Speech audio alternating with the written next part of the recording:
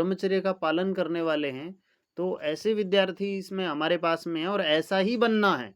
और जो फालतू लोग हैं, अभी जिनका कोई ज़िंदगी नहीं, अरे सारी उम्र, सारी ज़िंदगी तुम्हें अच्छी बातों की आवश्यकता पड़ेगी और तुम्हें गलत आदतों से घिन आएगी। और जब तुम्हें गलत आदतों से घिन आएगी और कोई अच्छी बात सुनने को मिलेगी, तब तुझे लगेगा कि मुझे अच्छा बनना चाहिए। और दुनिया में जो कुछ भी सुन लेना, जो कुछ भी पढ़ लेना, जब-जब तुम्हें लगेगा कि मुझे अच्छा बनना चाहिए, तो तुम्हें मार्ग तो यही है, दिनचर्या तो यही अपनानी पड़ेगी भई। पुरुषार्थ तो तुम्हें करना ही पड़ेगा। अब पुरुषार्थ करना पड़ेगा, तो भई आज समय है, कर लो, प्रारंभ कर दो। अपनी जो दिनचर्या चल रही है, विद्यार्थी जो कर रहे हैं और जो उनका परिणाम आता रहा है, वो तो पता है कितना सदुपयोग होता है। थोड़ा भीष्म जी एक बार रख दो अपने क्या-क्या लाभ होता है? मतलब सुबह उठने के बाद में पहले तो ऐसी बर्बाद ज़िंदगी जाती थी, सुबह उठने से क्या-क्या लाभ हो जाता है? जल्दी उठ कर के जो कुछ हम कर रहे हैं, उससे क्या-क्या लाभ हो जाता है? जी, सर जी, सबसे पहले तो मैं पहले तो कम से कम जैसे 6 बजे उठता था, 6-7 बज जाता था। हाँ। तो पता है कि 8 बजे तक रेडी होके मुझे निकलना है, जो भी मेरा काम है या पढ़ाई है, जो भी है, तो हुँ, 8 बजे तक रेडी होना है। तो हुँ, मैं चाहूँ तो 7 बजे तक सो सकता हूँ, मैं चाहूँ तो साढ़े 7 बजे तक सो सकता हूँ, लेकिन अब वैसा मैं टाइम वेस्ट नहीं करता। अब हुँ, मैं 5 बजे उठता हूँ, कभी पहले उसके पहले मैंने अपने आपको खुद से सुधारने की कोशिश की, जब मैं कक्षा से नहीं जुड़ा था। तो 6 बजे उठने ट्राई करता था, लेकिन जब फिर उठता था तो बोलता था जब पता है मेरे को 2 घंटा है मेरे पास, तो मैं क्या करूँगा जब मैं कुछ तो हो नहीं रहा है, क्योंकि मोटिवेशन सुबह उठ के तो कुछ है नहीं। बाहर निकले, ठंड लगा, फिर सो गए या कुछ ऐसा कुछ अजीब-सा कि करें क्या? फिर नींद आ रही है तो सो जाए। तो ऐसे टाइम वेस्ट ही होता था।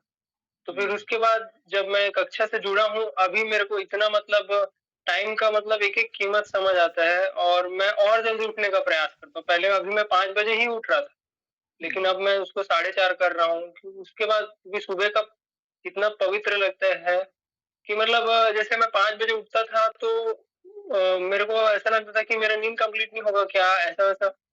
फिर मैं 4:30 बजे उठ के देखा, थोड़ा-सा लगता है, लेकिन बाद में दिन बीत जाने के बाद पता नहीं चलता कि कुछ नुकसान हुआ है और उसमें हम हुँ, अपना काम कर सकते हैं। सुबह में पहले तो हम लोग फ्रेश होते हैं, फिर कक्षा के लिए रेडी हो जाते हैं 6 बजे तक और उस हुँ, 5 बजे से पहले उठ गया, तो फिर अपना पढ़ाई भी कर सकता हूँ उस समय पे मैं। तो हुँ, सुबह का एनर्जी अलग ही होता है चार्ज। हुँ।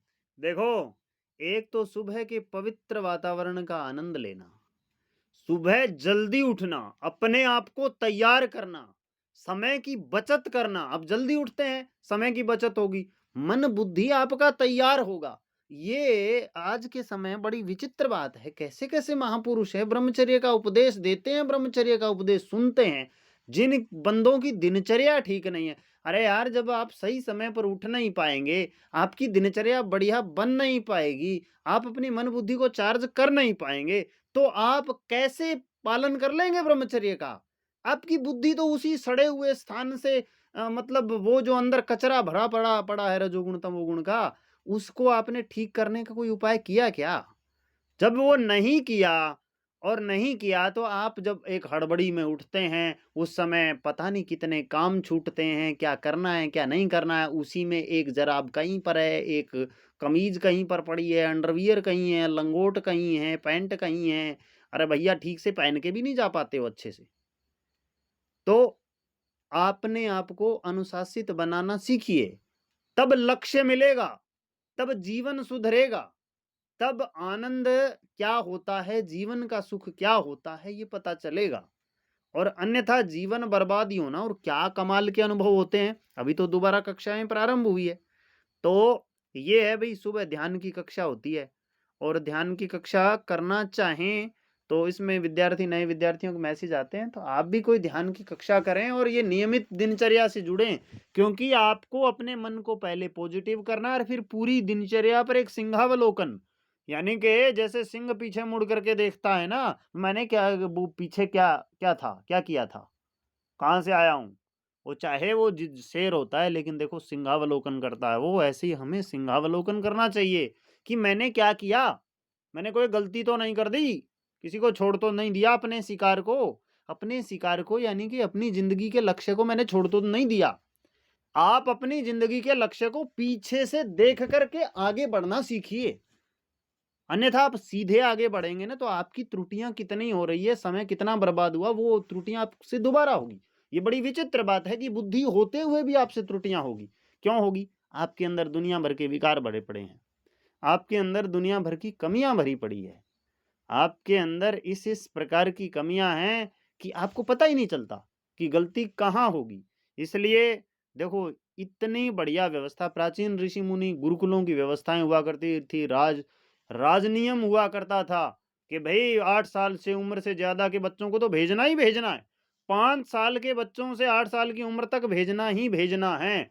ऐसा राज नियम हमारे ऋषियों मुनियों की हमारी संस्कृति में रहा है। राजा तक उसको दंड दिया करते थे यदि कोई नहीं भेजता था तो। यानी कि क्यों क्यों करते थे वो ये सब? वो इसलिए करते थे कि बच्चों का निर्माण हो, और निर्माण होता है एक अनुशासित अनुशासित दिनचर्या में। उस संस्कृति को जीने वाले लोग, उस ब्रह्मचर्य को धारण करने वाले लोग, ये ठीक से टाइम पर उठ नहीं पाते और उस ब्रह्मचर्य को धारण करना चाहते हैं। उस महान ऋषि मुनियों की संस्कृति को अपने जीवन में धारण करना चाहते हैं। बताओ कैसे हो पाएगा? ऐसा कोई प्लेटफॉर्म मैंने देखा नहीं कि बाहर ये सब वीडियो तो बना बना के डाल रहे हैं, खूब डाल रहे हैं। मेरी अभी जैसे अभी चर्चा हो रही है, आने वाले समय में एक डिबेट सेशन रखेंगे बड़ा बढ़िया, जितने अच्छे अच्छे जो जिनके मिलियन में सब्सक्राइबर हैं, या लाखों करोड़ों करोड़ों सब्सक्राइबर वाले, तो इनसे चर्चा हो रही है। इन सब की एक मीटिंग करेंगे और देश को बचाने के लिए ऐसे युवाओं को जुड़ना बहुत ज़रूरी है।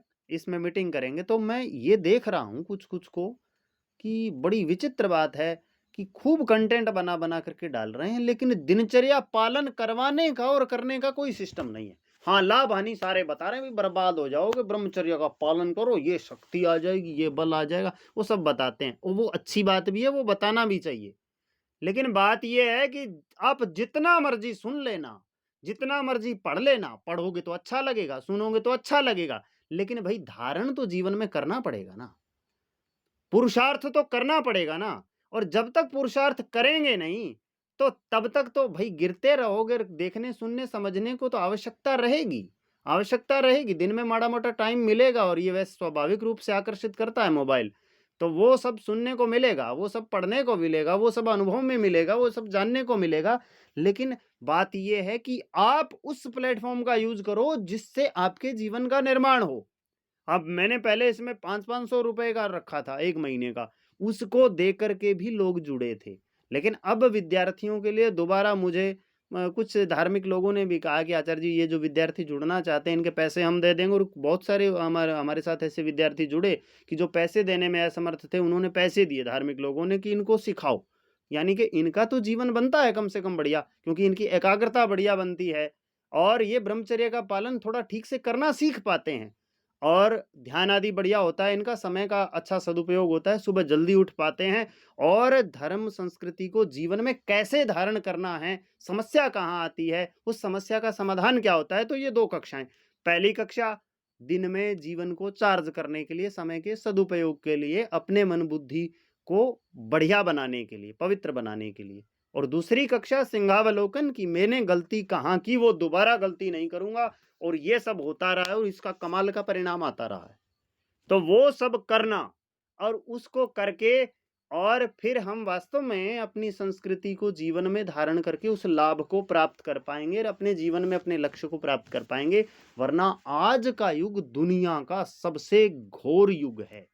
यानी कि एक ऐसा युग है, इसको लोग कलयुग कहते हैं। है ही कलयुग तो है ही, लेकिन उसकी व्याख्या करते हैं वो, खैर वो कहते हैं कलयुग है, कलयुग के कारण से ही इसको दोषी ठहरा देते हैं। कलयुग के कारण से दोषी नहीं है। तुम जल्दी उठ नहीं सकते क्या? मुझे ये बताओ, आज के समय में दुनिया में अच्छे लोग नहीं है क्या? तो ऐसा है, कलयुग तो आदमी खुद बना लेता है अपनी तरफ से।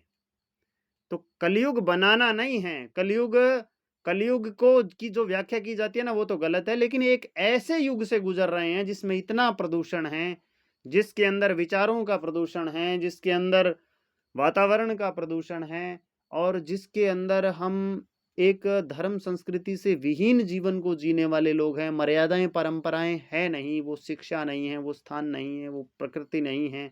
तो हर तरीके से आज हम विपरीत वातावरण में जीवन जी रहे हैं, और वासनाओं को भड़काने वाले अनेक तरह के ऐसे ऐसे कुत्सित प्लेटफ़ॉर्म हैं कि जिस तरफ भी हमारी दृष्टि पड़ती है, तो ऐसे समय में राग द्वेष से भयंकर युक्त ज़माने में हमें सँभल कर के चलना, ये हमारा दायित्व है। ऐसा तो नहीं है कि हम चल नहीं सकते। भई हमने तो कुछ एक मतलब अद्भुत ब्रह्मचारियों को इसी कलयुग में, इसी धरती पर, इसी समय में देखा है और वो हो सकता है आपकी भी दृष्टि में कोई-कोई होगा।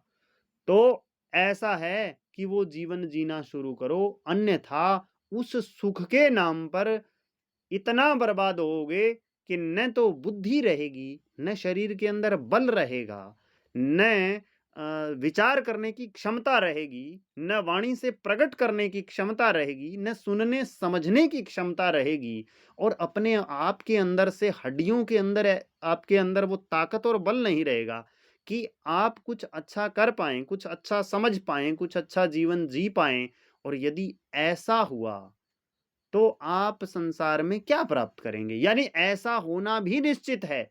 क्यों होना निश्चित है? क्योंकि जब तक आप अपनी मन बुद्धि को सही दिशा में लगाने के लिए प्रयासरत नहीं होंगे, तब तक आपका विनाश जो है, वो स्वाभाविक है, इस बात को ध्यान में रख लीजिए।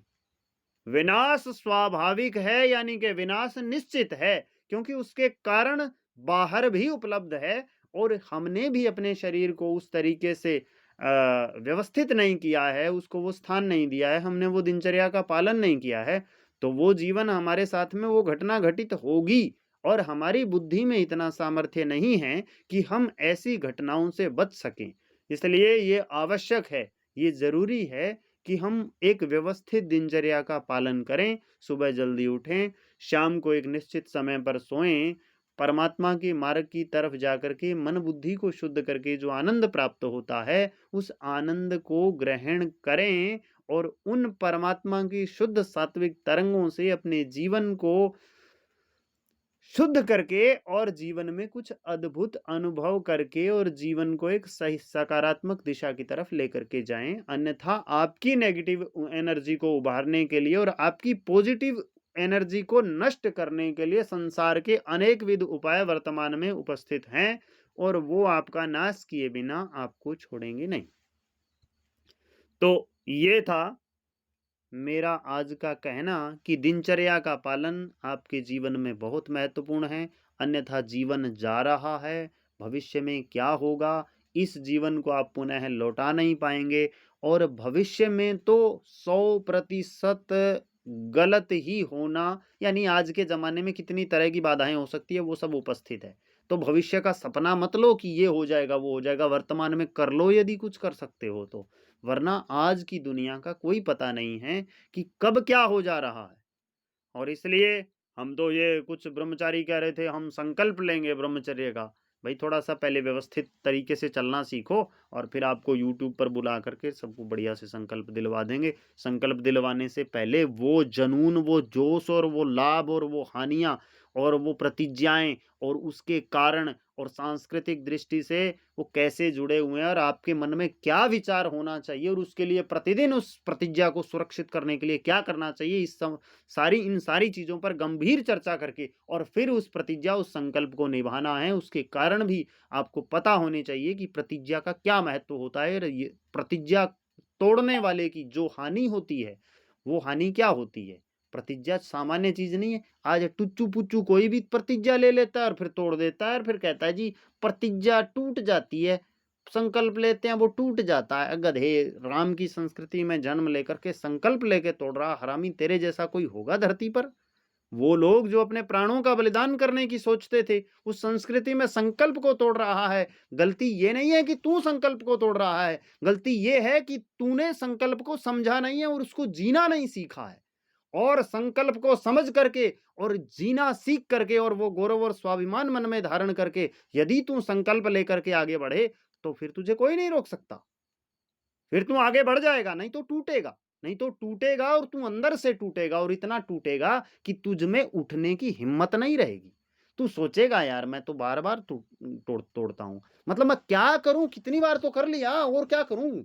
कितनी बार करूँ? और ऐसे लोग आए हैं, कितने ही ल आए हैं, बोले कि बस एक बार आचार्य जी बहुत गलती हो गई और एक बार स्थान दे दीजिए, ये कर दीजिए, वो कर दीजिए। ये कई लोग पीछे अभी मतलब पहले के समय में आते रहे हैं।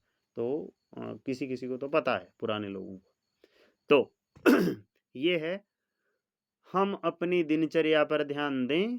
समय थोड़ा सा ज़्यादा होगा अभी, तो हाँ, तो अपने अब आपको ये विचार करना है, एक मन में प्रसन्नता धारण करके, एक मन में जोश धारण करके, उत्साह धारण करके, देखो मन को चार्ज करने का उपाय हमारे हाथ में, और बहुत अच्छा होता है। यदि आप संसार के किसी भोग में मन को सुख लेने के लिए लगाओगे ना, तो वो आपको बर्बाद ही करेगा। ये आप चिंतन से समझ सकते हो, अपने चिंतन से।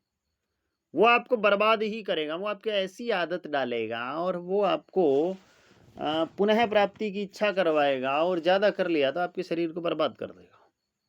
अरे मन आपका सब कुछ कर सकता है, वो इतना पॉजिटिव हो सकता है कि वो कुछ भी कर सकता है, लेकिन आप अपने अंदर प्रसन्न होना सीखिए। अब अपने अंदर ऐसा जोश और उत्साह धारण करना सीखिए कि मैं कहता हूं कि यदि आप ये सीख गए ना, तो आपको जीवन का राज पता चल जाएगा। और इसको सीखने के साथ साथ जीवन को पवित्र करना सीख गए ना, तो मैं कहता हूं फिर आप संसार में आपको कोई नहीं रोक सकता। इसलिए ये ज़रूरी है कि हम अपने जीवन को पवित्र बनाएं, हम अपने जीवन को एक नई दिशा प्रदान करें। और तो अब मैं अपने अनिल जी से पूछ रहा हूँ कि उन्होंने चले गए क्या? अनिल अनिल अनिल, चलो। तो हाँ, इस विषय में अब तक जो चर्चा हुई, इस विषय में किसी को कुछ कहना हो, कोई प्रश्न हो, तो आप पूछ सकते हैं। थोड़ा समय है, आप पूछ सकते हैं।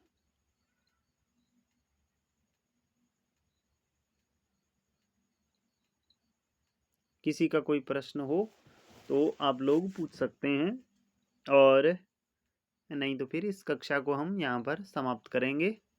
और सुबह जल्दी उठें सभी, और बढ़िया से दिनचर्या करें, अपनी दिनचर्या को लिखें, अपने ऊपर ध्यान देना शुरू करें, सिंहावलोकन करें, अपने जीवन में जो अच्छा किया, आज के दिन में जो अच्छा किया, जो उपलब्धि प्राप्त की, उसको भी लिखें। वो जो अब जैसे ये रिकॉर्ड हुआ है, ये सब कुछ ये डलेगा, तो ये मैं कल तक कर दूंगा, कल तक अपलोड कर दूंगा। हो सकता है अभी अपलोड कर दूं या फिर कल अपलोड कर दूंगा। तो इसके नीचे लिंक में जा कर के और अपनी दिनचर्या को पेस्ट करना है, और आपको अपने अनुभव लिखने हैं, यानी कि मैंने क्या अच्छा किया। और कुछ बुरा हो वो मतलब बहुत ज़्यादा तो वहाँ नकारात्मक लिखने की आवश्यकता नहीं, वो तो आप ग्रुप में ही लिखें, ब्रह्मचर्य दिनचर्या ग्रुप में लिखें नकारात्मक तो। लेकिन नकारात्मक जो अपने अनुभव हों ध्यान आदि के, और जो कुछ अच्छा अर्जित करते हैं हम, वो लिखें, ताकि दूसरों को भी प्रेरणा मिले। और भविष्य में कभी आपके बेटे पोते पोते कभी देखेंगे कि हमारा बापू क्या करता था, तो आपकी दिनचर्या देख करके वो सोचेगा, यार मेरा बापू तो अच्छा था, हैं। तो तो ये बात है कि आप भी कभी देख सकते हो कि हमारा जीवन कैसे गुजरा था। तो ये सुरक्षित रहेगा यूट्यूब पर, इसको मुझे डिलीट करना पड़ता है, अपने ग्रुपों में बहुत ज़्यादा मैसेज हो जाते हैं इसलिए। तो किसी को कुछ कहना है? आकाश जी, आप कौन हैं? आपका थोड़ा परिचय दीजिए। गुरुजी जय श्री राम। जय सिया राम। गुरुजी मैं आज ही ज्वाइन किया था मैंने। हाँ जी, आप कहाँ से हैं? मैं मुरादनगर गाजियाबाद से हूँ गुरुजी। जी, आपकी आयु कितनी है? मेरी 28 वर्ष। अच्छा, क्या करते हैं? मैं जॉब करता हूँ गुरुजी। ठीक है, किस अपने ग्रुप से जुड़े हैं आप? जी गुरुजी। आप किस ग्रुप से जुड़े हैं इसमें? ये ब्रह्मचर्य ही दिव्य जीवन। तो इसमें आप भी अपने जीवन को सुधारो, है ना? और सुबह जी ध्यान गुरुजी। ध्यान की कक्षा में आया करो। उसके लिए आपको जी दिनचर्या इस तरह की बनानी हो, तो आप फिर सुबह अपने मेरे पास इसमें मैसेज कर देना, तो आपको उस ग्रुप में ले लेंगे। लेकिन उसमें नियम है, सुबह जल्दी उठना, ध्यान की कक्षा करना, शाम को भी ये कक्षा करना, निश्चित समय पर सो जाना, और अपनी दिनचर्या को लिखना। ये नियम है। ठीक है गुरुजी। दारू दूरू पी लेते हो क्या? नहीं गुरुजी। चलो ठीक है। हाँ जी, सिंपल मैं तो गृहस्थ जीवन है गुरु जी। गृहस्थी, हाँ ठीक है, गृहस्थी तो ठीक है, बढ़िया। किस चीज़ की जॉब करते हो? हाँ, मैं मार्केटिंग की करता हूँ, सेल्स की। अच्छा अच्छा, ठीक है। हाँ जी, देखो, गृहस्थी मारुति में। गृहस्थी राम भी गृहस्थी थे, कृष्ण भी गृहस्थी थे। अपनी मन बुद्धि को यदि आप चार्ज नहीं करोगे, उसके हाँ जी, संस्कारों हाँ को जी। दिशा नहीं देंगे, तो आपका व्यवहार गड़बड़ाएगा, आपका व्यापार गड़बड़ाएगा, आपका कार्यशैली जी जो गुरु है जी। ना, वो सारा गड़बड़ाएगा। तो उसके लिए जरूरी है, अपने अध्यात्म के लिए जरूरी है, आंतरिक सुख के लिए जरूरी है, अंतरात्मा की तृप्ति के लिए जरूरी है। कल को आप जब मरने लगोगे ना, तो आपको धोखा नहीं होगा, जैसे आजकल लोग इतना जोड़ के चले जाते हैं। एलन मस्क जी जैसे गुरु लोग जी। कहते हैं कि हमारे दिमाग में ऐसा तूफान चलता रहता है, हम बनना नहीं चाहते ये। और लता मंगेशकर दुनिया की कैसी गायक थी, सबको पता है। क्या कहती है वो, कि मैं दूसरे जन्म में लता मंगेशकर नहीं बनना चाहती। ये सब क्या है? अपने मस्तिष्क के अंदर ऐसा तूफान चलता है जिम्मेदारियों का। आप जितने मर्जी, जितने बड़े आदमी बनते जाते हैं ना, जिम्मेदारियां तो आपका पीछा नहीं छोड़ती। और वो जिम्मेदारियां ऐसी ऐसी परेशानियां खड़ी करती है ना, यानी कि आदमी को आंतरिक शांति का मार्ग केवल अध्यात्म का मार्ग है। और उस अध्यात्म को मार्ग को नहीं पकड़ा तो जीवन का विनाश निश्चित ही है। यानी कि फिर मरते समय आदमी धोखा ही खाएगा, फिर आदमी वो शांति से नहीं मरेगा। ठीक है ना? तो ये जीवन का अवसर है। इस जीवन के अवसर को अच्छे प्रकार से जीना सीखो, सुख मिलेगा इस मार्ग से। अपने मन बुद्धि को स्थिर करना सीखो, तो अपने जीवन में कुछ अच्छा कर पाएंगे। अन्यथा वो काम नहीं कर सकते हम जो काम हमारे श्रेष्ठ लोग करते रहे हैं। ठीक है, आज समय हो रहा है। किसी को कुछ कहना है तो कह सकते हैं, 1-2 मिनट है। आचार्य जी नमस्ते। हाँ, नमस्ते। आचार्य जी, क्या रावण इतना बलशाली था आचार्य जी, क्या उसने ब्रह्मचर्य पालन किया था? रावण क्या? लंकेश्वर रावण? जी आचार्य। हाँ, उसके विषय में कल चर्चा करूँगा, क्योंकि वो लंबा विषय है। ब्रह्मचर्य का बस आज इतना बता दे रहा हूँ। ब्रह्मचर्य का पालन किया था, 48 वर्ष की उम्र तक ब्रह्मचर्य का पालन किया था। ऐसा रुद्र ब्रह्मचारी था कि कमाल किया था उसने। अब उसकी घटना है, वो तो कल बताऊंगा, लेकिन ये बता दे रहा हूँ, किया था। एक गड़बड़ की थी फिर गुरुकुल से जाते समय, और उसके बाद में फिर अपनी धार्मिकता के बल पर भी बहुत कुछ किया उसने, अपनी अच्छाई के बल पर। और फिर घमंड और अध्यात्म को छोड़ने के बाद उसका महाभयंकर पतन हुआ, और जिसका कारण वही नहीं, उसके संपूर्ण कुल का और उसकी ख्याति का विनाश हुआ। ठीक है, शुभ रात्रि। सुबह सभी जल्दी 4:30 बजे उठें। सभी लोग 4:30 बजे उठने का नियम बनाओ थोड़े दिन में। अभी 5:30 बजे करेंगे कक्षा, तो कल तो 6 बजे होगी। 4:30 बजे उठने का नियम बनाओ, और सुप्रभात से मैसेज करो। जिसकी जो जिम्मेदारी है वो जिम्मेदारी निभाएं, और उठ करके और फ्रेश होकर के, फिर कहते हैं ध्यान नहीं लगता, फ्रेश नहीं होकर के आते, पड़े रहते हैं, कब कक्षा होगी उस टाइम फिर वो शुरू कर देते हैं कक्षा सीधा ही, फिर कहते हैं ध्यान नहीं लगता। अरे गधों, कहाँ से लगेगा? मतलब ऐसा नहीं करना भाई, क्षमा चाहता हूँ मैं इन शब्दों के लिए, लेकिन ऐसा नहीं करना। ऐसा करोगे तो फिर गधे ही है, पक्की बात है। तो समय पर उठ करके फ्रेश आदि होकर के फिर ध्यान की कक्षा करें, आनंद आएगा और बढ़िया व्यायाम होगा और बढ़िया लाभ मिलेगा। ठीक है, बहुत बहुत धन्यवाद। शुभ रात्रि। ठीक है।